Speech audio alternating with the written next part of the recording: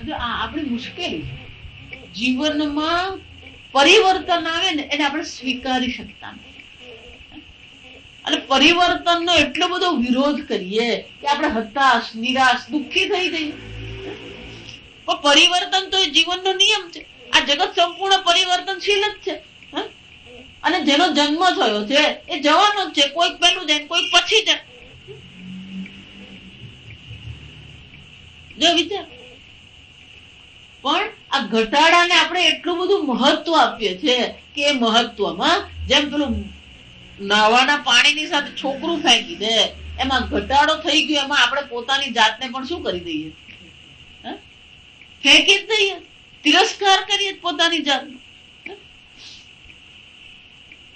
આ સમજ, એક જ સંબંધ આપણા જીવનમાં નહીં રહે અને આખું જીવન આપણે તો શું માની લઈએ, તો બરબાદ થઈ ગયો. જો આ સમજ, આ જગતમાં વિકલ્પ ઘણા છે.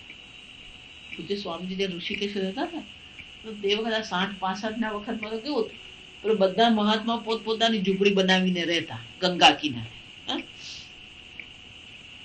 પછી ચોમાસામાં પાણી ખૂબ આવે ને બધાની ઝૂંપડી વહી જાય, એટલે ચતુર્માસ કરવા બધા બહાર નીકળી જાય.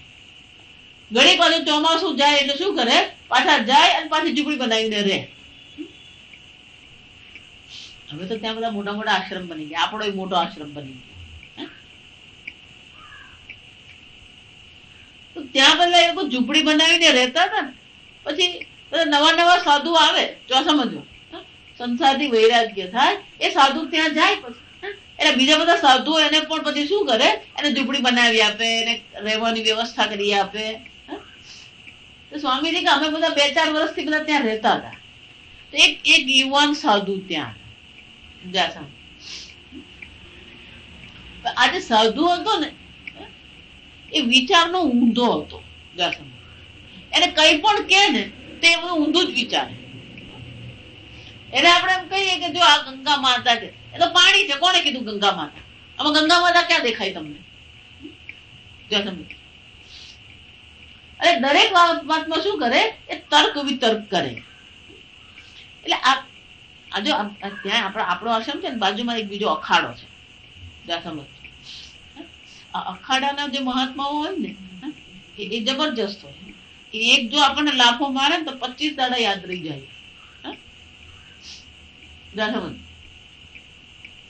અખાડા વાળા બાબા રહેતા હતા, પછી સ્વામીજી હતા, પછી બીજા હતા, ઘણા સાધુઓ રહેતા હતા. હવે આ છે ને હવાર પડતાથી પેલો એનો તર્ક વિતર્ક શરૂ કરે. એટલે પછી બીજા બધા સાધુઓ એ લોકોનું દરેકની દિનચર્યા હોય, દરેક સાધુ આ ધ્યાન આટલા વાગે કરે, આટલા વાગે ગંગા સ્નાન કરે, પછી મંદિરે જાય, પૂજા કરે, કૈલાસ આશ્રમમાં જઈને શાસ્ત્ર અધ્યયન કરે. દરેક સાધુનું પોતપોતાની દિનચર્યા હોય અને કોઈ કોઈની માથાકૂટમાં નહીં પડે. આ શું કરે, બેઠો બેઠો આ બધું તર્ક વિતર્ક કર્યા કરે, માથાકૂટ કરે. એટલે પેલા બાજુમાં જે અખાડા વાળા બાબા હતા ને, એક દિવસ એનો પિત્તો ગયો. એ પિત્તો ગયો ને એટલે સ્વામીજી પાસે જઈને કે आज वो आएगा ना उसको यहाँ से फेंक देना है. ભાષા જે લોકોની એવી, જો સમજો અખાડા વાળે ભાષા આવી જોઈએ. સ્વામીજી કીધું ના ના ના, જો પ્રમાણિકપણે સાધુ બન્યો છે, એની બુદ્ધિમાં થોડું છે, આપણે એને સમજાવીશું જો ભાઈ આવું નહીં કરવાનું. આપણે એને સમજાવીએ, એને સમજાવીશું. યુવાન છે, સમજી જશે. નાદાન છે થોડો, એટલે બોલે ઠીક है आपको मैं ये बात समझा देता हूँ, जो समझो. એટલે સ્વામીજી પર આવ્યું, જો સમજો આ કોના પર આવ્યું? હવે मैं आपको ये बात समझा देता हूँ, आप उसको समझा देना.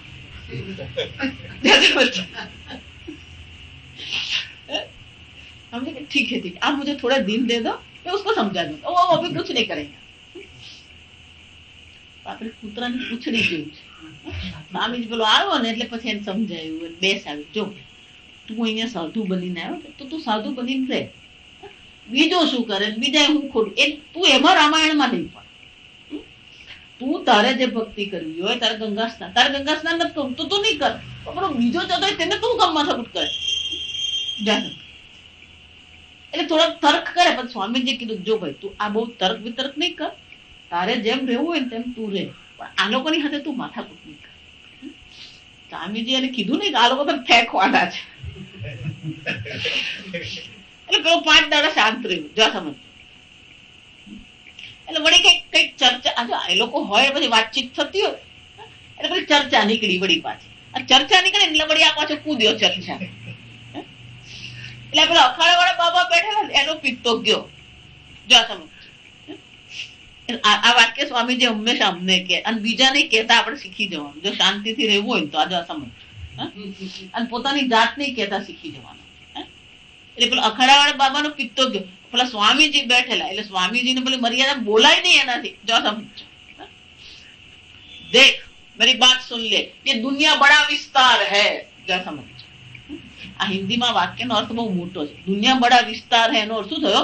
તું અહીંયા નહીં રહે, તારે જ્યાં બીજે જવું હોય ત્યાં તું જા. આ દુનિયા શું છે? બહુ મોટી છે,